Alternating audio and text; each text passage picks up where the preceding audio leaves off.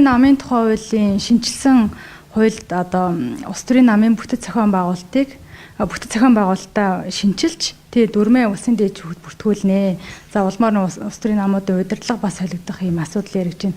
За гэвч одоо хуулийн үйлчлэх хугацааг бас 2027 он хүртэл хойшлуулахаар ийм төсөл орж ирээд байна шүү дээ. Та яг энэ дээр ямар байр суурьтай байна? Мөн ардчилсан намын бүлэг бол энэ хуулийн төслийг дэмжихгүй гэдэг юм байр суурь илэрхийлээд байна.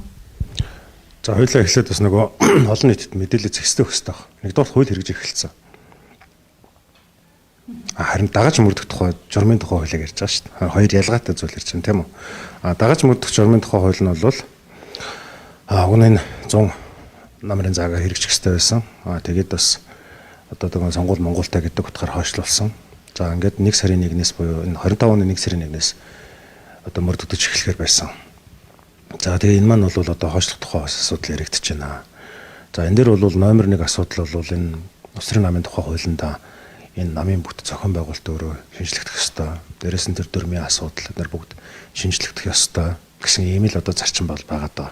За миний хувийн итгэл үнэмшилтэй хувьд гэх юм бол ер нь энэ намын асуудал бол зөвхөн одоо нэг хэдэн улс төрчдийн ч юм асуудал биш юм аа. Энэ бол өөрөө нийгмийн бас хөгжлийн тулгуур үзүүлэлт байгаа. Яагаад тэгэхээр улс төрийн намын асуудал гэдэг бол өөрөө энэ парламентын цэцгэлийн асуудал байна. Номер 1 зүйл бол бид нар ямар ч үнээр хамаахгүй парламентын цэцгэлийнхаа үнэт зүйл дээр зогсож явах хэрэгтэй. Одоо ингээд парламентын юу маань одоо тогтолцоо маань 9 дахь удаагийн одоо сонгуулаа хийлээ. За 1992 оноос ингээд тооцох юм бол 5-600-аад хүмүүс парламентын гишүүнээр сонгогдсон ажиллаж ирсэн байна.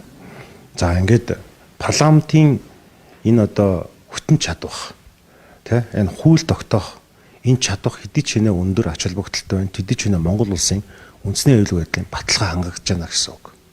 Нөгөө талд нь болох юм бол нэг хүний хүчтэй удирдлагч гэдэг юм уу, авторитар дэглэмж гэдэг юм уу, энэ зүйлээс бид нар аль болохоор татгалзаж явах хэрэгтэй. Тэгэхээр бид нар улс төрчдийг ч юм уу, улсын намуудыг муулаад шөмжлүүлээд. Гэхдээ давын өмнө хамгийн заашгүй хэвээр зүйл бол энэ улс төрийн намуудын санхүүжилтийн асуудал. Улс төрийн намуудын бүтэц зохион байгуулалтыг бид нар маш яаралтай хийх хэрэгтэй. Өнөөдөр бидний шууд утгаараа бол сонгуул мөнгөтэй холбоотой байна гэж бүгд ярьдаг. Сонгуулийн үеэр одоо хичнээн хөрөнгө мөнгө яаж хууль бусаар зарцуулагдав, яаж сонгогчдыг худалдаж авах тийм ээ зөвлөл зарцуулагдав гэдээ бүгд л сэтгэл дундуур байдаг шүү дээ.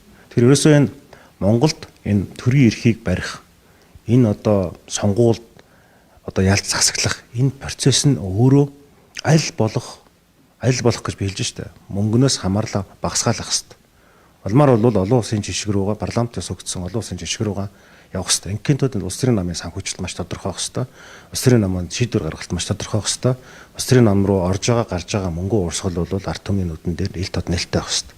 Тэгээ энэтэй холбогдоод энэ улс төрийн намын тухай хууль бол онцгой ач холбогдолтой хууль гэж үзэж болно. Одоо манай улс чинь авилгаараа бол ингээ 3 орондоо товроо орчихсон. 100-д авцсан яваад шүү дээ. Авилгын индексийг бууруулах гээд олон улсаас ингээ Transparency International ч гэдэг юм уу байгууллагаас зөвлөгөө өгөхлөөр номер 1 өгдөг зөвлөгөөний өгөхлөөр та нар ингээд улс төрийн мөнгнөөс салгаач.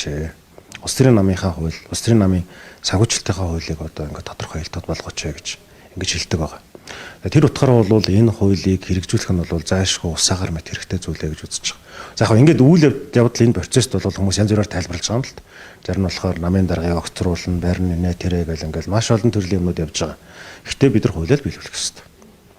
Тийм учраас бол энэ улс төрийн намын тухай хуулийн дагаж мөрдөх журмын тухай хуулийг бол цагт нь хэрэгжүүлэх хэрэгтэй. Зүгээр яг одоо өнөөдөр 11 сарын 27-ны өдөр 1 сарын 1 гэхэр чинь одоо бодъё л доо сар гарны л хугацаа үлдчихэж шүү дээ. 37-8 хоногийн л хугацаа 32-3 хоногийн хугацаа үлдэж байна тийм ээ. 32-3 хоногийн хугацаанд энэ бүх зүйлийг хийж амжихгүй гэсэн одоо сая базар садын жаргал сайхангүй айдар бол одоо нөгөө парламентд суудлага намууд бас ингээд хэлж яана л да. Тэгэхээр ер нь бол бид нар хуулиндаа нийцүүлж асуудал ярих хэрэгтэй. Хэрвээ үнэхээр одоо ингээд хойшлох хугацаа үед юм бол яг тэр нь ямар хугацаанд хэрэгжих боломжтой. Тэ? 6 сар байх юм уу? 1 жил байх юм уу? Заавал одоо 27 оны 8 сарын 1 хүртэл биш.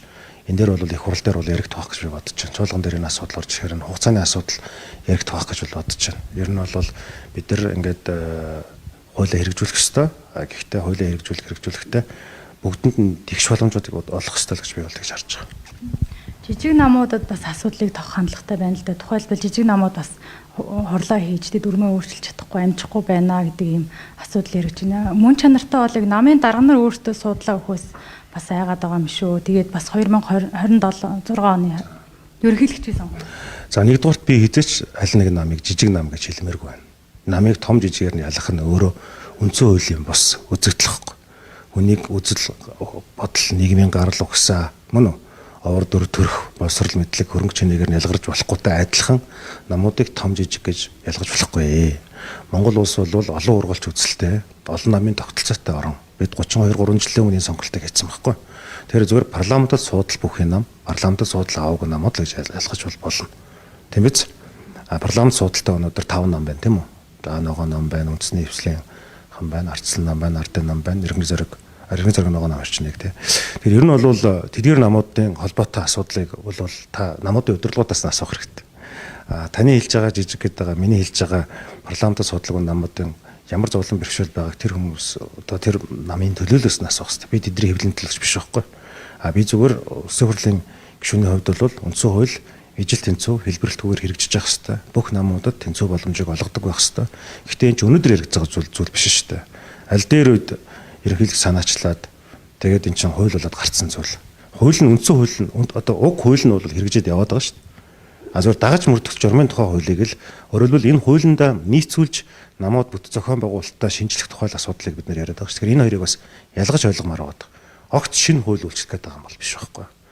Тий. Тэгэхээр одоо тэр ерөнхийлөгчийн сонгуул ямар байна уу, яана уу, энэ Монгол улсад 4 жил тутам парламентын сонгуул болдог. 4 жил одоо шинэ хуулиараа 6 жил тутам ерөнхийлөгчийн сонгуул болно. Сонгуул болдгороо л болно. Сонгуул болгоны өмнө бид нэр сайн руугаа явж явах хэрэгтэй. Зэгсэрж явах хэрэгтэй, жигдэрч явах хэрэгтэй. Аль ч нам байсан хамаа байхгүй. Хуулийн дор бол ижил тэнцүү эрхтэй л байх хэрэгтэй. Тэгш гараанаас л явдаг байх хэрэгтэй. Тэнд нь ямар нэгэн байдлаар одоо минийх том, чинийх жижигхэн тэр нь амжин энэ амжихгүй гэдэг юм хувийн шалтгаан бол хуулийг давж болохгүй. Санааг ойлгож байна те. Хувийн шалтгаан бол хуулийн дээр гიშгэж болохгүй. Хувь хүмүүсийн субъектив хандлага буюу хувь хүмүүсийн явц зүй ашиг сонирхол хуулийн дээр гიშгэж болохгүй. Тийм зарчимтай байна. За баярлалаа. За баярлалаа.